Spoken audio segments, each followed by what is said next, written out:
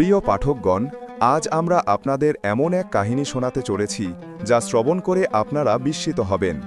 এটি একজন ব্যবসায়ী, তার কোরআনে হাফেজা স্ত্রী এবং একটি টিয়া পাখির আখ্যান।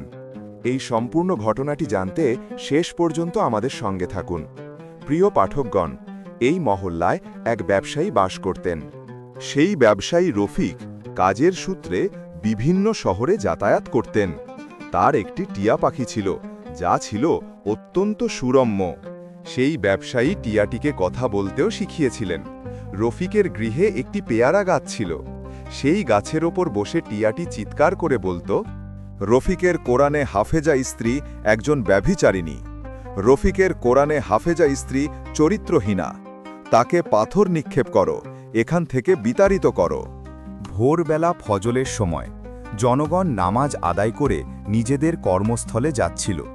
সেই পেয়ারা গাছের ওপর বসে থাকা সুরম্য টিয়াটি সচরাচর চুপ থাকত, কিন্তু যেই মুহূর্তেই গাছের পাশ দিয়ে কেউ অতিক্রম করত, অমনি একই কথা বারবার আবৃত্তি করত, রফিকের স্ত্রী ব্যভিচারিণী, রফিকের কোরআনে হাফেজা স্ত্রী চরিত্রহীনা। করিম নামক এক পথচারী চরিত্রহীনা শব্দটি শুনে স্তম্ভিত হয়ে থমকে দাঁড়াল। সে টিয়াটিকে দেখল, যা ছিল দেখতে অনবদ্য। সেই লোকটি এগিয়ে গিয়ে টিয়াটিকে ধরতে চাইল, কিন্তু সেটি উড়ে বহু দূরে গিয়ে বসল। তখন টিয়াটি আবার বারবার বলতে লাগল, রফিকের কোরআনে হাফেজা স্ত্রী চরিত্রহীনা। রফিকের কোরআনে হাফেজা স্ত্রী প্রতি রাতে তার প্রেমিকের সাথে ব্যভিচার করে। সে তার কামনার রঙে গা ভাসায়। এ কথা শুনে লোকটি আতঙ্কিত হয়ে পড়ল। এ কেমন টিয়া যে গাছে বসে সকলের সম্মুখে নারীদের গোপন কথা উন্মোচন করে? গাছের পাশে তাকে এভাবে দাঁড়িয়ে থাকতে দেখে পাড়ার লোকেরা এসে জিজ্ঞাসা করল, মশাই, এই গৃহটির কাছে দাঁড়িয়ে কি করছেন? করিম বলল, এটি কার বাড়ি আপনারা জানেন না? তারা বলল, এটি রফিক সাহেবের গৃহ। তিনি অত্যন্ত সৎ ও ভদ্র মানুষ। আজ পর্যন্ত সেই সৎ ও ভদ্র মানুষটি কোনো নারীর দিকে চোখ তুলে তাকাননি। তিনি তার কোরআনে হাফেজা স্ত্রীর সঙ্গে এই গৃহে থাকেন। কিন্তু আপনার এভাবে কারো গৃহের দিকে উঁকি দেওয়া ঠিক নয়। সকলে বারবার তাকে তিরস্কার করতে লাগল, আর সে ভয় পেয়ে গেল। টিয়াটির দিকে ইঙ্গিত করে বলল, আমি তো এই টিয়া পাখিটিকে দেখছিলাম। আমার কারো গৃহের দিকে উঁকি দেওয়ার কি প্রয়োজন? এই টিয়া এমন সব কথা বলছে যে সেগুলো উচ্চারণ করতেও আমার লজ্জা হচ্ছে। আসল ঘটনা কি তা আমার জানা নেই। জনগণ যখন আরও সমবেত হল, তখন টিয়াটি আবার বলতে শুরু করল, রফিকের কোরআনে হাফেজা স্ত্রী চরিত্রহীনা। সে তার প্রেমিকদের সঙ্গে ব্যভিচার করে। এই কথা শুনে সকলে কানে হাত দিল এবং বলতে লাগল, এই টিয়া তো নিরীহ প্রাণী, এটি যা দেখে তাই বলে। নিশ্চয়ই ওর স্ত্রী কোনো ভুল করেছে, তাই টিয়াটি বারবার এমন কথা বলছে। ধীরে ধীরে পুরো মহল্লায় এই কথা ছড়িয়ে পড়ল যে ব্যবসায়ীর কোরআনে হাফেজা স্ত্রী চরিত্রহীনা এবং ব্যভিচারিণী। জনগণ এখন তার গৃহ থেকে দূরে থাকতে শুরু করল। সকল পুরুষ তাদের স্ত্রীদের তার গৃহে যেতে নিষেধ করল, কারণ প্রায়শই নারীরা তার কাছে ধর্মশিক্ষা গ্রহণ করতে যেত। এখন আর মহল্লার কোনো নারী তার কাছে আসত না। রফিকের কোরআনে হাফেজা স্ত্রী সঞ্জিদা এই ভেবে অত্যন্ত বিমর্ষ ছিলেন যে কেন নারীরা আর কোরআন শিক্ষা গ্রহণ করতে তার কাছে আসছে না। সকলে সেই নারীর প্রতি সন্দেহ প্রকাশ করতে শুরু করল। প্রতিদিন সকালে টিয়াটি সেই গাছের ওপর বসে একই কথা আবৃত্তি করত, আর সারাদিন টিয়াটি কোথায় ভাগত কেউ জানত না। এখন সকলে বলতে শুরু করল যে এই নারী খারাপ চরিত্রের, অপবিত্র চরিত্রের। তাই তো তার স্বামী তাকে পরিত্যাগ করে চলে গেছেন। রফিক অত্যন্ত সৎ মানুষ ছিলেন। ব্যবসা করার জন্য গৃহ থেকে বেরিয়েছিলেন, কিন্তু আর ফিরে আসেননি। জনগণ সেই নারীকে নানান কথা শোনাতে লাগল। প্রায়শই জনগণ তার গৃহের প্রাচীরের পাশে এসে দাঁড়িয়ে কথা বলত। 4 বছর অতিক্রান্ত হয়েছে। এরপর একদিন এক কাফেলা বাজারে এলো। সেই কাফেলা এসে থামলে রফিকও তার মধ্যে ছিল। 4 বছর পর সে নিজের গৃহে ফিরছিল। জনগণ তাকে দেখেই চিনতে পারল এবং তার সঙ্গে দেখা করতে গেল। কিছু লোক তাকে খোঁচা দিয়ে বলতে শুরু করল, কোথায় ছিলেন এতদিন? গৃহের কোনো খোঁজ আছে নাকি নেই? অনুপস্থিতিতে গৃহে কি ঘটছে একটু তো খেয়াল রাখতে পারতেন। অত দীর্ঘ সময় থাকার পরিকল্পনা যদি ছিল তবে স্ত্রীকে সঙ্গে করে নিয়ে যেতেন। রফিক এভাবে জনাকীর্ণ বাজারে নিজ স্ত্রীর নাম জনগণের মুখে শুনে ক্রোধে জ্বলে উঠল, কিন্তু তবুও সে নীরব রইল। সে তার স্ত্রীর জন্য অনেক কিছু ক্রয় করেছিল, কিন্তু যেই সে নিজ কক্ষে প্রবেশ করল, ভেতরের দৃশ্য দেখে সে স্তম্ভিত হয়ে গেল। তার স্ত্রীর জন্য আনা সমস্ত উপহার তার হাত থেকে খসে মাটিতে পড়ে গেল। আর যখন টিয়াটি তাকে দেখল, তখনও সে নিজের মুখে সেই একই কথা আবৃত্তি করছিল। সমস্ত সত্য যেন উন্মোচিত হয়ে সম্মুখে এসে দাঁড়িয়েছিল। তার স্বামী ছিলেন অত্যন্ত সৎ ও ভদ্র মানুষ, একজন ধর্মপ্রাণ স্বামী। টিয়া পাখির মুখ থেকে নিজ স্ত্রীর এই সত্য শুনে সে সহ্য করতে পারল না। সে বলতে লাগল, এখন এর বিচার তো মসজিদের পীর সাহেবই করতে পারবেন। তুমি আমার সঙ্গে ভালো করনি। আমি তোমার ওপর অনেক বিশ্বাস স্থাপন করেছিলাম। আমি মনে করেছিলাম যে আমার স্ত্রী খুব সৎ ও কোরআনে হাফেজা। আমি ভেবেছিলাম আমার স্ত্রী আমানতের খেয়ানত করবে না, কিন্তু তুমি প্রমাণ করে দিলে যে তুমি বিশ্বাসের যোগ্য নও। রফিক চিৎকার করতে করতে গৃহ থেকে বেরিয়ে গেল। তার চিৎকারের শব্দ পাড়া প্রতিবেশী সকলেই শুনতে পেল। সেই মহল্লায় একজন অত্যন্ত সৎ পীর সাহেব বাস করতেন, যিনি ছিলেন আল্লাহর নেক বান্দা।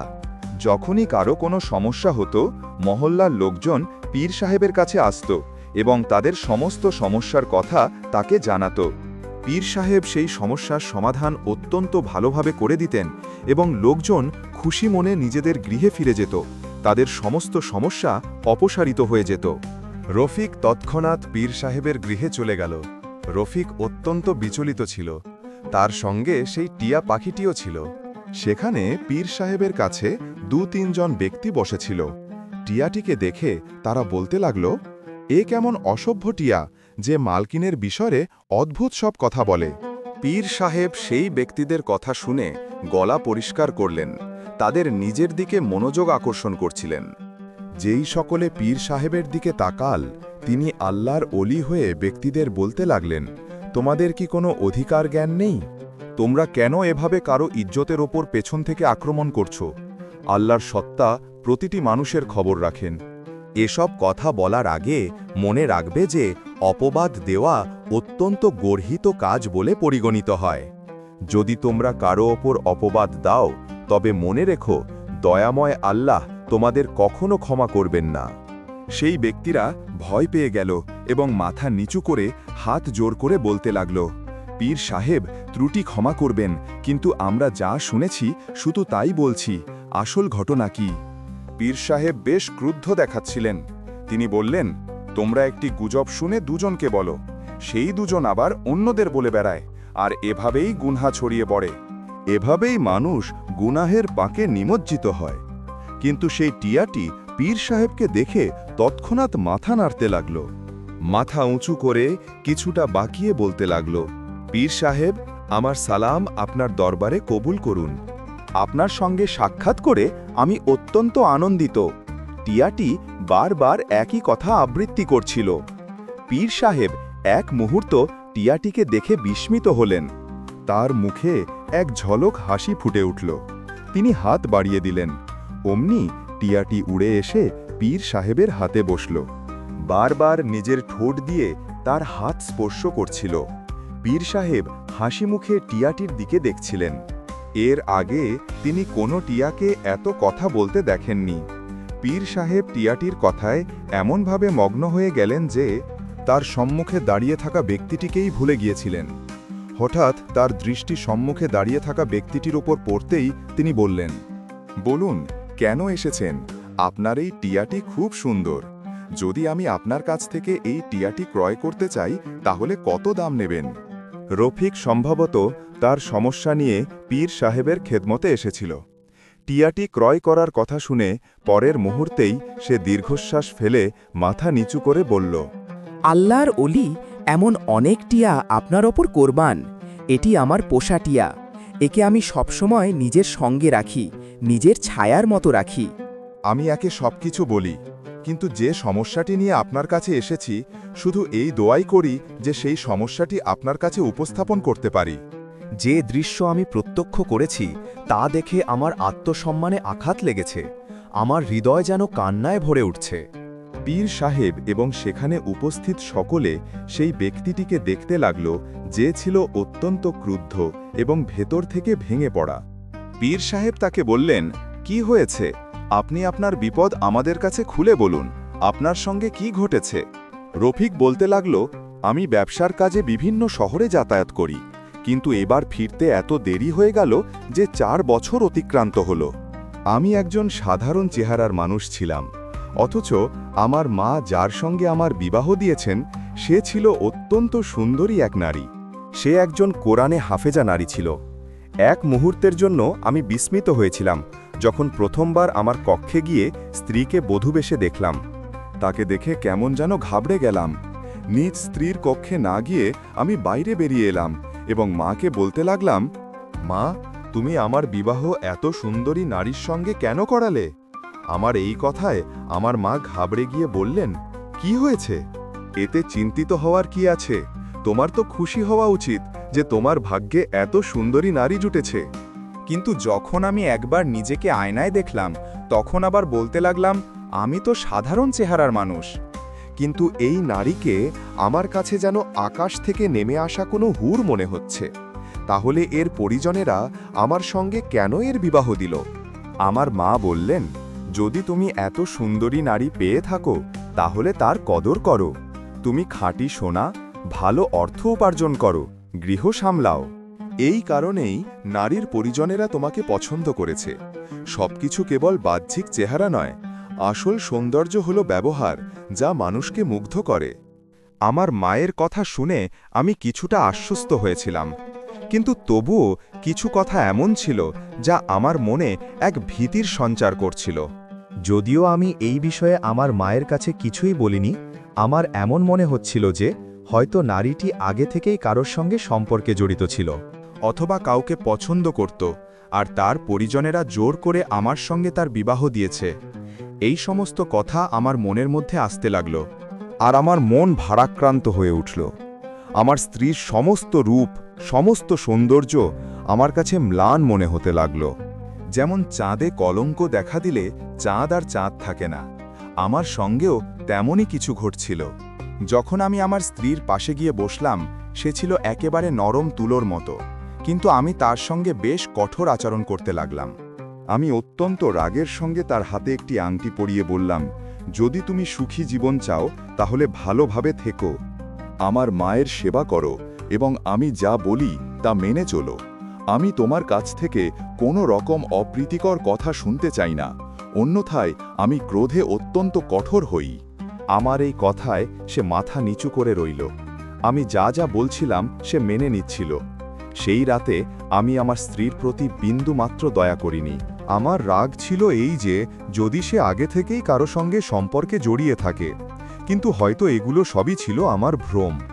সে ছিল সম্পূর্ণ পবিত্র, কারণ আমার স্ত্রীর কথা ও আচরণে তাকে এমন একেবারেই মনে হয়নি। এরপর আমার মনে শান্তি আসতে লাগল। ধীরে ধীরে আমার স্ত্রীর প্রতি আমার আচরণ স্বাভাবিক হতে শুরু করল। আমার এই টিয়াটি আমার দোকানেই খাঁচায় বন্দি থাকত, অথবা কাউকে পছন্দ করত, আর তার পরিজনেরা জোর করে আমার সঙ্গে তার বিবাহ দিয়েছে। এই সমস্ত কথা আমার মনের মধ্যে আসতে লাগল। সারা দিন গ্রাহকরা সেখানে এসে এর সঙ্গে কথা বলতো এবং আনন্দ পেত। এই টিয়াটিকে আমি কখনো গৃহে আনিনি। এটি আমার এক বিশ্বস্ত বন্ধুতে পরিণত হয়েছিল। এবার ব্যবসার প্রয়োজনে আমাকে অন্য দেশে যেতে হয়েছিল। আমার এক বন্ধু সেখানে আমাকে ডেকেছিল। সপ্তাহব্যাপী দীর্ঘ যাত্রা ছিল এবং সফরটি ছিল অত্যন্ত কঠিনও। আমি আমার স্ত্রীকে সঙ্গে নিয়ে যেতে পারিনি। এই সময়ে আমার মাও ইন্তেকাল করেন, কিন্তু দুর্ভাগ্যক্রমে আমি আমার মাকে শেষ বিদায় জানাতেও পারলাম না, কারণ আমি দূর সফরে ছিলাম। যদি আমি ফিরেও আসতাম তবে আমার 4 দিন সময় লাগত, তাই আমি গৃহে যাইনি এবং আমার সফর চালিয়ে গেলাম। আমার স্ত্রী সবসময় সেজে থাকত। যখন থেকে আমার স্ত্রী এই গৃহে এসেছে, আশেপাশের লোকেরা প্রাচীর থেকে উঁকি মেরে আমাদের গৃহের দিকে দেখত। সম্ভবত তারা আমার স্ত্রীকে এক নজর দেখতে চাইত। এই কথা শুনে আমার প্রচণ্ড রাগ হতো। এই বিষয় নিয়ে আমি না জানি কতজনের সঙ্গে ঝগড়া করেছি, কিন্তু আমার স্ত্রী পর্দানশীল নারী ছিলেন, কোরআনে হাফেজা ছিলেন, সে সবসময় কোরআন পাকের তেলাওয়াত করত। আমি তাকে কখনোই উঠোনেও ঘুরতে দেখিনি, তাই তার প্রতি আমার বিশ্বাস ছিল। যখন আমি ব্যবসার কাজে যেতে লাগলাম, তখন আমার টিয়াটিকে নিজের গৃহে রেখে গেলাম এবং টিয়াটিকে বলে গেলাম যে, আমার অনুপস্থিতিতে গৃহের খেয়াল রেখো, আমার স্ত্রীর প্রতি নজর রেখো। আর যদি কেউ প্রাচীর টপকে গৃহে আসার চেষ্টা করে বা কোনো ধরনের আক্রমণ করে, তাহলে চিৎকার করে ওঠো, যাতে জনগণ দ্রুত কোনো পদক্ষেপ নিতে পারে। আমার টিয়াটি খুব বিশ্বস্ত ছিল। সে বলল, ঠিক আছে বন্ধু, তুমি যেমনটা বলবে তেমনই হবে। আমি আপনার স্ত্রীর খেয়াল রাখব। আমি আমার সৎ স্ত্রীকে পরিত্যাগ করে চলে গেলাম। আর সময় দ্রুত গতিতে অতিক্রান্ত হতে লাগল, এমনকি 4 বছর পূর্ণ হয়ে গেল। আর তারপর যখন আমি গৃহে ফিরে এলাম, তখন যে দৃশ্য প্রত্যক্ষ করলাম, এতটুকু বলেই রফিক চুপ হয়ে গেল। তার চেহারা ক্রোধে তৎক্ষণাৎ লাল হয়ে গিয়েছিল। না জানি সে এমন কি দৃশ্য প্রত্যক্ষ করেছিল যে, তা দেখে তার ওপর কি প্রভাব পড়েছিল। সে এমনভাবে ভেঙে পড়েছিল যে দৃশ্য সে নিজের চোখে প্রত্যক্ষ করেছিল, তাতে তার মনের অবস্থা কেমন হয়েছিল। পীর সাহেব যখন তাকে নীরব দেখলেন, তখন তাকে প্রশ্ন করতে লাগলেন, তুমি এমন কি প্রত্যক্ষ করলে? কিন্তু রফিক দীর্ঘশ্বাস ফেলে বলল, আসল ঘটনা হলো, আমার স্ত্রী সেই সময়ে কক্ষের মধ্যে একেবারে নিথর হয়ে শুয়েছিল। বিছানায় শুয়ে ফুঁপিয়ে কাঁদছিল আর গোঙাচ্ছিল। নিজের শরীর থেকে জড়ানো কাপড় সে তুলে রেখেছিল, কিন্তু যেই দরজার শব্দ এলো, অমনি সে দ্রুত নিজের শরীর ঢাকতে লাগল। যখন আমি এই দৃশ্য প্রত্যক্ষ করলাম, তা আমার জন্য ছিল এক হতবাক করা দৃশ্য। আমার স্ত্রী সেই সময় এমন অবস্থায় ছিল যে, কোনো ব্যক্তি যদি দেখত, না জানি কি করত। সে কাঁদতে কাঁদতে বলছিল যে, আমার স্ত্রীর কক্ষ থেকে অন্য কারো শব্দও আসছিল। সেই সময় বাইরে অন্ধকার ছেয়েছিল। এই ধরনের শব্দ শুনে আমি ঘাবড়ে গেলাম। আমি দরজায় শব্দ করলাম, আর যেই দরজা খুলে ভেতরে প্রবেশ করলাম, আমার স্ত্রী ঘাবড়ে গিয়ে নিজের শরীর ঢাকছিল। তার অবস্থা এমন ছিল যে, যে কোনো পুরুষ দেখলে কিছু একটা করে বসতে পারত। শুধু তাই নয়, আমার টিয়া, যাকে আমি আমার স্ত্রীর চেয়েও বেশি ভালোবাসতাম, আমার স্ত্রী তাকে খাঁচায় বন্দি করে রেখেছিল এবং তার মুখে কাপড় জড়িয়ে রেখেছিল। আর সেটি ছটফট করছিল। আমি ঘাবড়ে গিয়ে কক্ষে প্রবেশ করলাম। নিঃসন্দেহে সে আমার স্ত্রী ছিল, কিন্তু আমার টিয়া আমার স্ত্রীর চেয়েও বেশি প্রিয় ছিল। আমি সবার আগে খাঁচা খুললাম, আমার টিয়া পাখির মুখ থেকে কাপড় সরালাম। আমাকে দেখে সেটি চিৎকার করতে লাগল। তারপর সে যা বলতে শুরু করল, আমি কল্পনাও করতে পারিনি যে আমার টিয়া, যাকে আমি আমার সত্যিকারের বন্ধু মনে করতাম, সে এমন কথাও বলতে পারে। সে বলতে লাগল, রফিক, তোমার স্ত্রী তার প্রেমিকের সঙ্গে রাত কাটায়। সে রাতে প্রদীপ নিভিয়ে তার প্রেমিকের সঙ্গে পাপ করে। তোমার স্ত্রী ব্যভিচারিণী, চরিত্রহীনা। বারবার সে এই একই কথা আবৃত্তি করছিল। অথচ আমার স্ত্রী আমাকে হঠাৎ ফিরে আসতে দেখে খুশি হওয়ার পরিবর্তে ঘাবড়ে গিয়েছিল। আর তারপর বলতে লাগলো যে, আপনি এভাবে চলে আসবেন আমার বিশ্বাস ছিল না। আপনি যদি চিঠির মাধ্যমে আগে জানিয়ে দিতেন, আমি আপনার আগমনের জন্য কিছু প্রস্তুতি নিতে পারতাম। সে দ্রুত উঠল, কিন্তু টলমল পায়ে হাঁটছিল। তার শরীর ঘামে ভেজা ছিল। তার আমার কাছে আসার আগেই আমি তাকে থাপ্পড় মেরে দিলাম। বললাম, এসব কি? কে ছিল এই কক্ষে? আমি পাগলের মতো পুরো কক্ষ খুঁজতে লাগলাম, জিনিসপত্র উঠিয়ে ছুঁড়তে লাগলাম। আমি সেই ব্যক্তিটিকে খুঁজতে চাইছিলাম যে সেই কক্ষে ছিল। আমার তো আমার স্ত্রীর প্রতি আগে থেকেই সন্দেহ ছিল। আমার চলে যাওয়ার পর সে আমার জন্য অপেক্ষা পর্যন্ত করেনি, আর তার প্রেমিকের সঙ্গে নিজের লালসা পূর্ণ করে যাচ্ছিল। এতটুকু বলে রফিক মাথা নিচু করে ফেলল। পীর সাহেব তার কথা শুনে বিস্মিত হলেন। পীর সাহেবের হাতে বসা টিয়াটি কখনো পীর সাহেবকে দেখছিল, কখনো সম্মুখে দাঁড়িয়ে থাকা তার মালিক রফিককে দেখছিল। পীর সাহেব টিয়াটিকে দেখে বললেন, তোমার মালিক কি বলছে? তুমি সেই কক্ষে কি প্রত্যক্ষ করেছিলে? তুমি কি মিথ্যা বলছো? তখনই সেটি আমার ফরফর করে বলতে লাগল, পীর সাহেব, আপনার ওপর আমার জীবন কোরবান হোক। আমার পুরো জীবন আপনার চরণতলে অতিক্রান্ত হোক। আমি আপনার বিশ্বস্ত। পীর সাহেব বিস্মিত হলেন যে একটি টিয়া এমন কথা কিভাবে বলতে পারে। টিয়ারা শুধু তাই বলে যা তাদের শেখানো হয়, কিন্তু এই টিয়াটি এত ধূর্ত ও খারাপ উদ্দেশ্যপ্রণোদিত ছিল যে সে নিজে থেকেই আরও অনেক কিছু বলে যাচ্ছিল। রফিকের এটি কোনো সাধারণ টিয়া ছিল না, বরং সেখানে বসা সমস্ত ব্যক্তির সন্দেহ হতে লাগল যে নিশ্চয়ই এর ওপর জিনভূতের ছায়া আছে। তাই তো এটি এমন কথা বলছে, কারণ একটি পাখি কোনো সাধারণ ভাষায় কথা বলতে পারে না।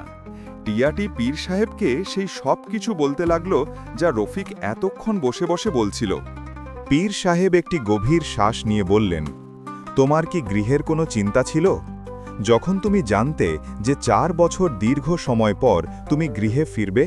তোমার দূরে থাকার বাসনা ছিল, তাহলে তোমার স্ত্রীকে সঙ্গে করে নিয়ে যেতে। যাই হোক, এখন আসল সত্যটাকে সম্মুখে আনতে হবে। দেখতে হবে সত্যিটা কি, আর তোমার স্ত্রী কি তোমার আমানতের খেয়ানত করছে, নাকি এটি সম্পূর্ণই একটি ভুল বোঝাবুঝি? সব কিছু উন্মুক্ত হয়ে সম্মুখে চলে আসবে। রফিক মাথা নিচু করে দাঁড়িয়েছিল। সে বলতে লাগল, পীর সাহেব, দয়া করে আমার গৃহের সমস্যা সমাধান করে দিন।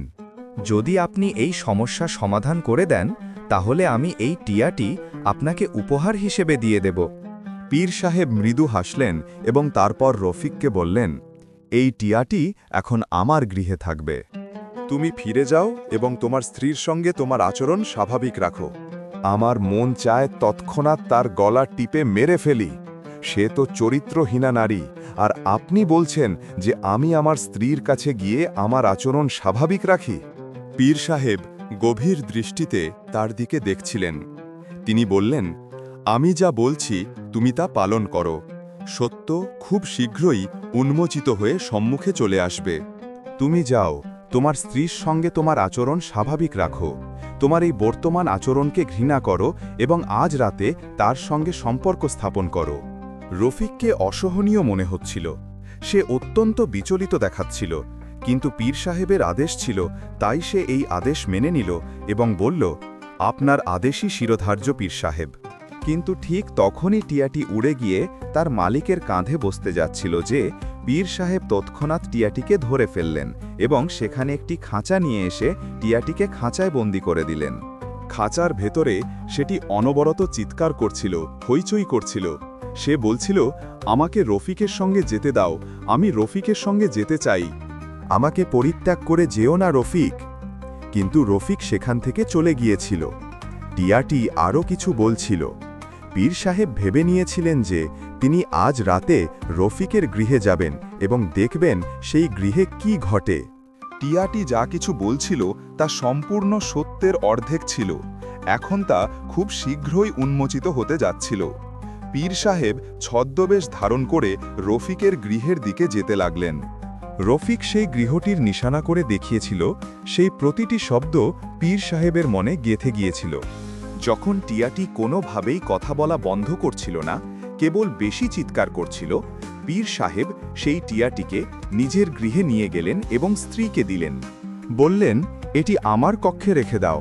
পীর সাহেব ভাবছিলেন যে এই টিয়াটি অত্যন্ত ধূর্ত মনে হচ্ছে, এবং খেয়াল রেখো যেন এটি খাঁচা থেকে বেরিয়ে না যেতে পারে।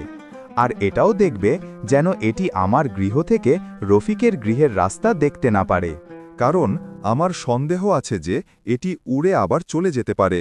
পীর সাহেবের স্ত্রী তেমনই করলেন। পীর সাহেব রফিকের গৃহে চলে গেলেন। দরজার পাশে গিয়ে দাঁড়িয়ে চারপাশ পর্যবেক্ষণ করলেন। এই গৃহটি সত্যিই তার সময়ের এক বিলাসবহুল গৃহ ছিল। স্পষ্টই বোঝা যাচ্ছিল যে ব্যবসায়ী রফিক তার আয়ের একটি বিশাল অংশ এই গৃহে ব্যয় করেছেন। পীর সাহেব চারদিক দেখতে লাগলেন। তারপর তিনি প্রাচীর টোপকে গৃহের ভেতরে যাওয়াকেই সমীচীন মনে করলেন। তিনি যা করতে যাচ্ছিলেন তা তিনি জানতেন যে স্বামী স্ত্রীর কথোপকথন শোনা বা এভাবে কারো গৃহে প্রবেশ করা সম্পূর্ণ ভুল কাজ এবং এটি গুনাহের অন্তর্ভুক্ত। তবে তাদের জন্য বিস্ময়ের কথা শুনে সেই দুই স্বামী স্ত্রীর মধ্যে বিচার করে দেওয়া ঠিক ছিল না। তাকে সেই ব্যবসায়ীর স্ত্রীর আসল সত্য জানতে হতো। প্রাচীর টোপকে তিনি ভেতরে প্রবেশ করেছিলেন। গৃহে ছিল সম্পূর্ণ নীরবতা।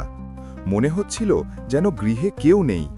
কিন্তু তারপর হঠাৎ ফিসফিসানির শব্দ আসতে শুরু করল। এটি রফিক ছিল, হয়তো তার স্ত্রীর সঙ্গে কথা বলছিল। তিনি সেই দুজন স্বামী স্ত্রীর কথোপকথন কান পেতে শুনতে লাগলেন, কারণ দরজায় একটি জানালা ছিল এবং জানালার ভেতরে একটি ফাটল ছিল, যেখান থেকে সহজেই ভেতরে দেখা যেত এবং শব্দও শোনা যেত। তিনি সেই দুই স্বামী স্ত্রীর কথোপকথন শুনলেন।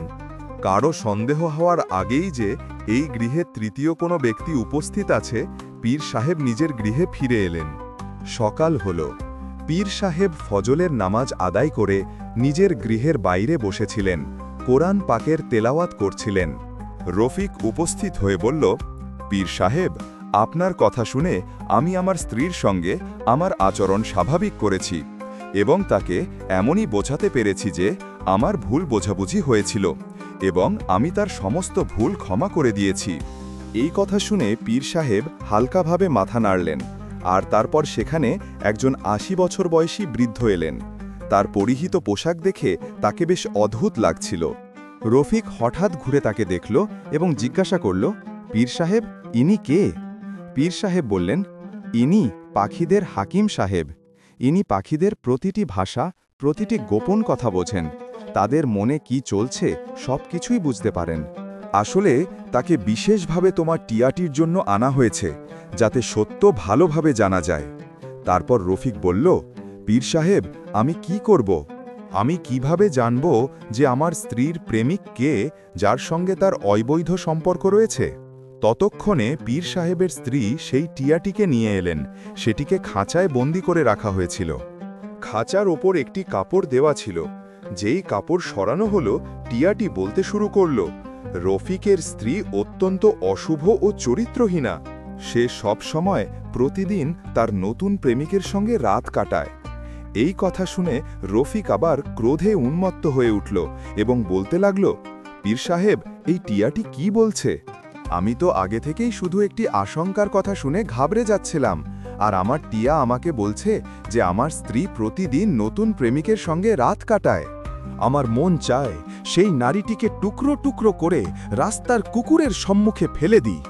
সে আবারও কান্নায় ভেঙে পড়ল। পীর সাহেব তাকে চুপ করতে বললেন, চুপ হয়ে যাও। পীর সাহেবের মনে সেই দুই স্বামী স্ত্রীর রাতের কথোপকথনগুলি ভেসে উঠল।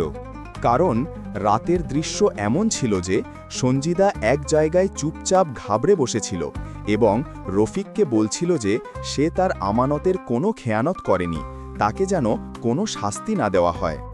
রফিক খুব ভালোবাসা এবং নরম আচরণে তার সঙ্গে কথা বলল, যেমনটা পীর সাহেব বলেছিলেন। তারপর রফিক বলল যে সে তার সমস্ত ভুল উপেক্ষা করে যাচ্ছে এবং যেহেতু ৪ বছর পর ফিরে এসেছে, তাই তার সঙ্গে সময় কাটাতে চায়। এরপর পীর সাহেব নিজের গৃহে ফিরে এসেছিলেন। পীর সাহেব রফিকের স্ত্রীকে বুঝেছিলেন যে সে কেমন প্রকৃতির মানুষ। পীর সাহেব তার স্ত্রীকে ডেকে তার সঙ্গে কথা বলতে চাইছিলেন। রফিক তো এতটাই ক্রোধ প্রকাশ করছিল যে পীর সাহেবের ভয় হচ্ছিল সে পাগল হয়ে না যায়। আর সেখানে সেই হাকিম সাহেব কতক্ষণ বসে সেই টিয়াটির সঙ্গে কথা বলছিলেন। টিয়াটি যা কিছু বলছিলেন তিনি তা শুনে যাচ্ছিলেন।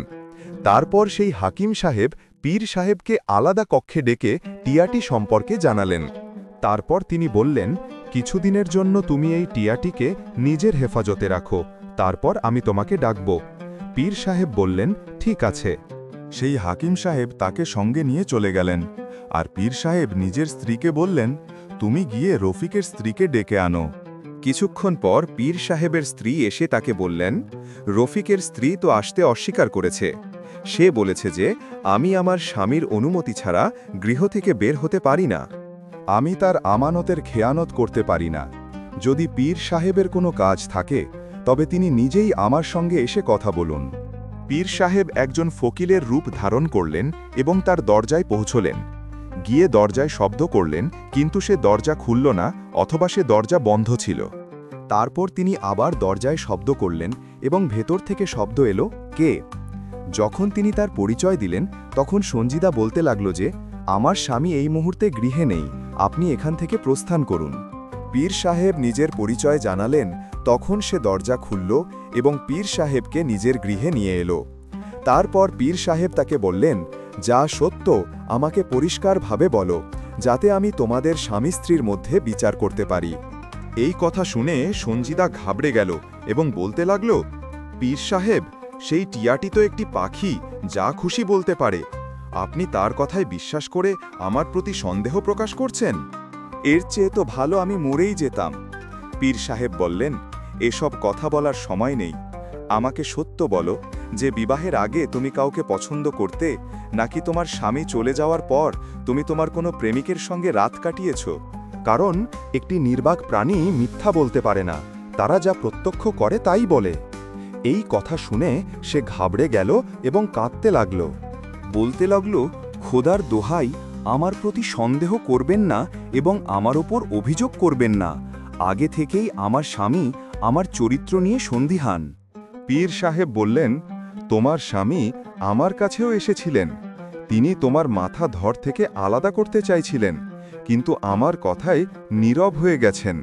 তাই আমাকে সত্যি সত্যি বলো, আমার সম্মুখে কোনো রকম মিথ্যা বা শঠতা গ্রাহ্য হবে না। এই কথা শুনে সে চুপ হয়ে গেল এবং কাঁদতে লাগল।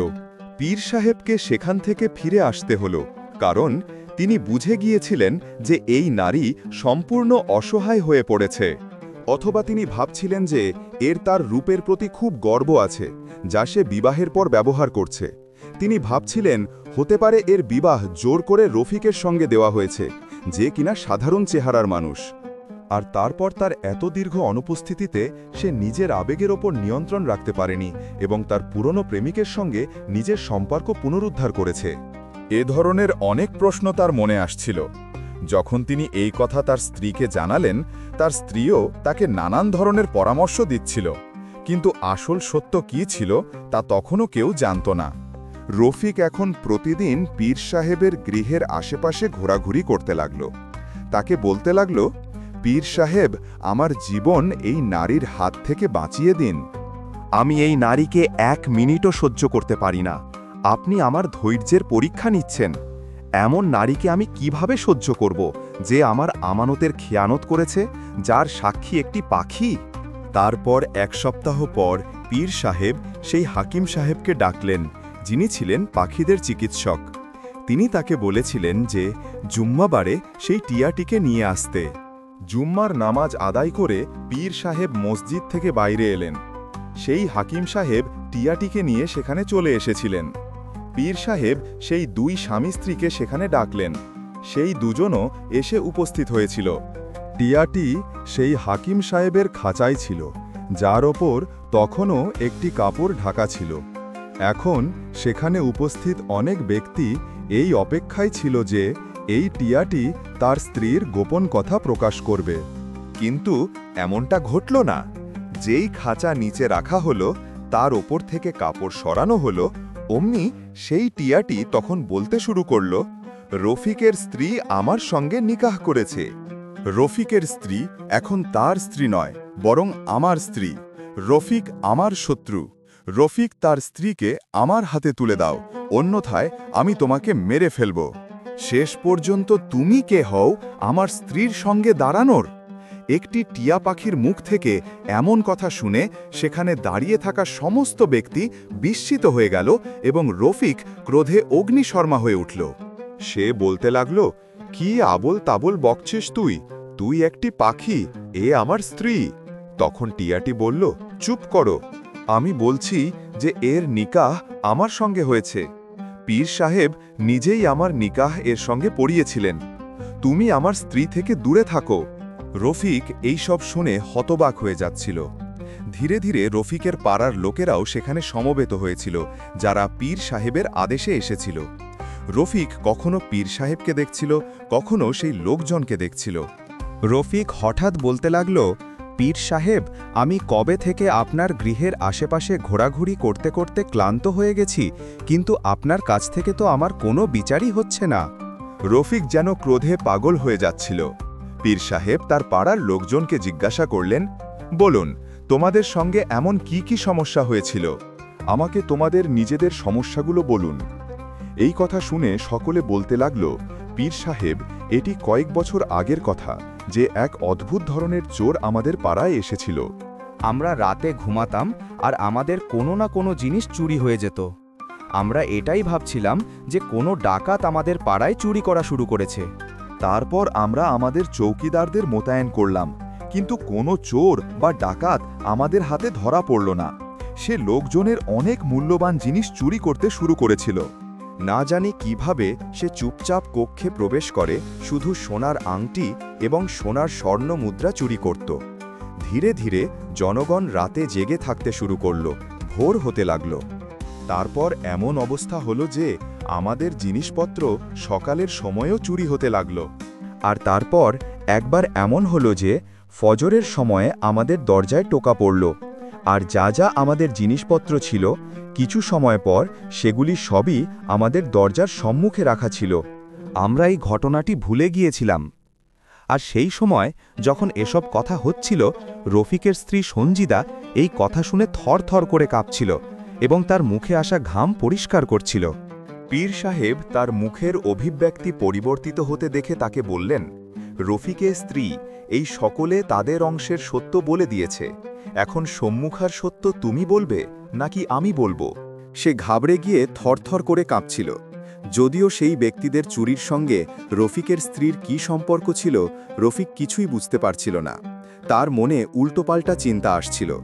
সে বলতে লাগল, পীর সাহেব, এমনটা তো নয় যে আমার স্ত্রী চরিত্রহীনা হওয়ার পাশাপাশি চোরও ছিল। পীর সাহেব হাতের ইশারায় তাকে নীরব করালেন এবং বললেন যে সম্মুখের সত্য তোমার স্ত্রী নিজেই বলবে। সে কাঁদতে লাগল এবং কাঁদতে কাঁদতে টিয়াটির দিকে ইশারা করে বলতে লাগল, পীর সাহেব, আমার স্বামী কাজের প্রয়োজনে শহর থেকে বাইরে চলে গিয়েছিলেন এবং এই টিয়াটিকে আমার কাছে রেখে গিয়েছিলেন। আমি খুব ঘাবড়ে গিয়েছিলাম এবং অনেক কাঁদতে লাগলাম। আমি ভাবছিলাম যে এত দীর্ঘ সময় একা কিভাবে কাটাবো, না জানি আমার স্বামী কবে ফিরবেন। তারপর ধীরে ধীরে আমি এই টিয়াটির সঙ্গে কথা বলতে লাগলাম। আমার মন শান্ত হতে লাগল। এরপর ধীরে ধীরে এই টিয়াটির সঙ্গে আমার বন্ধুত্ব হয়ে গেল। তারপর আস্তে আস্তে এই টিয়াটি আমাকে বলতে শুরু করলো যে আমাকে খাঁচা থেকে বের করে দাও। এর কথা শুনে আমি এটিকে খাঁচা থেকে বের করে দিতাম। আমি এটিকে কোরআন পাকের অনেক আয়াতও শিখিয়ে দিয়েছিলাম, কিন্তু তারপর হঠাৎ সারাদিন গৃহ থেকে উধাও থাকত, আবার ফিরে আসত। তারপর সারা রাত উধাও থাকতে লাগল। আমার কোনো ধারণাই ছিল না যে এটি কোথায় যায়, কি করে। তারপর যখন আমি একদিন অনুভব করলাম যে এই টিয়াটি গৃহের উঠোনে মাটি খনন করে এবং তাতে অনেক জিনিস লুকিয়ে আবার উড়ে যায়। আমি এর উড়ে যাওয়ার পর সেই মাটি খনন করে দেখলাম তাতে অনেক সোনার স্বর্ণ মুদ্রা এবং আংটি ছিল। এটি দেখে আমি ঘাবড়ে গেলাম যে এটি কি। আর তারপর এই টিয়াটির প্রতি নজর রাখা শুরু করলাম। আমার সম্মুখে এর আসল সত্য উন্মোচিত হয়ে গিয়েছিল। এটি জনগণের জিনিস চুরি করে এখানে পুঁতে রাখত। আমি সেই টিয়াটিকে খুব বকাবকি করলাম এবং তারপর খাঁচায় বন্দি করে দিলাম। শাস্তিস্বরূপ তাকে খাবারও দিইনি। এই টিয়াটি এত ধূর্ত বুদ্ধির ছিল যে এটি নিজে নিজেই খাঁচা খুলে ফেলল। তারপর উড়ে গাছের ওপর বসে আমার প্রতি মিথ্যা অপবাদ দিতে লাগল। জনগণকে বলতো যে আমি চোর। আমার স্বামী তো অন্য শহরে চলে গিয়েছিলেন, কিন্তু তারপর তিনি আমাকে অর্থ দেওয়া বন্ধ করে দিলেন। কিছুদিন তো আমি নিজের দিন গুজরান করলাম, কিন্তু তারপর খুব বেশি অসুবিধা হতে লাগল। আমি নিজের হাতে মালা গাঁথা শুরু করলাম এবং সেগুলি বিক্রয় করতে লাগলাম। এই কাজের জন্য আমি একজন ভৃত্য রেখেছিলাম, যে ছিল আমার বাবারই প্রেরিত। সে খুব ভদ্র মানুষ ছিল। দরজায় আসতো, তাকে আমি সমস্ত জিনিস দিয়ে দিতাম, আর তারপর যে লাভ পেতাম তা দিয়ে সে চলে যেত।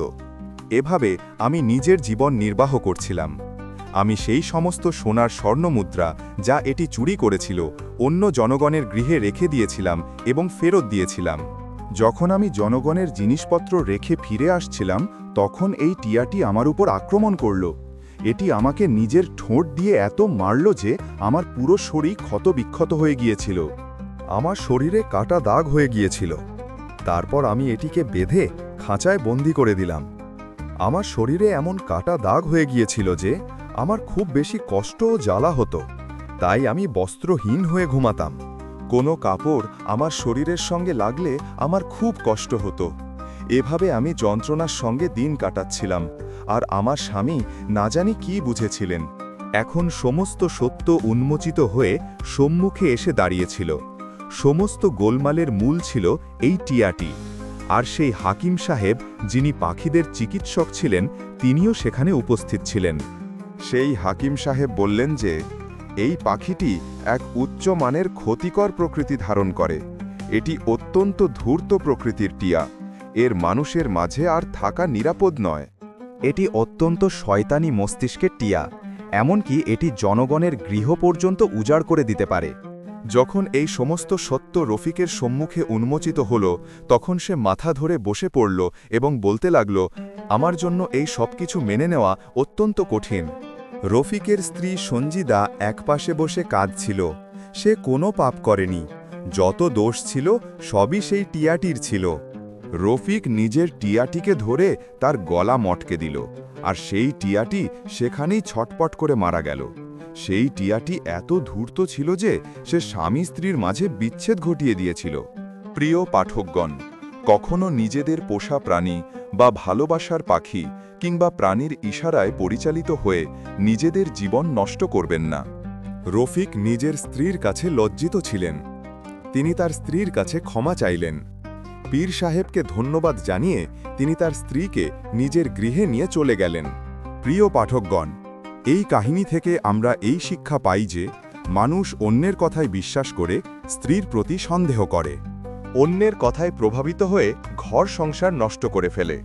শোনা কথায় বিশ্বাস করবেন না, বরং যা নিজের চোখে প্রত্যক্ষ করবেন তাই সত্য বলে গণ্য করবেন। কারণ শোনা কথা থেকে না জানি কতজনের গৃহ উজাড় হয়ে যায়। পরিশেষে আল্লাহ পাকের কাছে দোয়া করি যে আল্লাহ পাক আমাদের গৃহকে সবসময় সুরক্ষিত রাখুন, কুদৃষ্টি এবং হিংসা পোষণকারীদের হিংসা থেকে রক্ষা করুন। আমিন।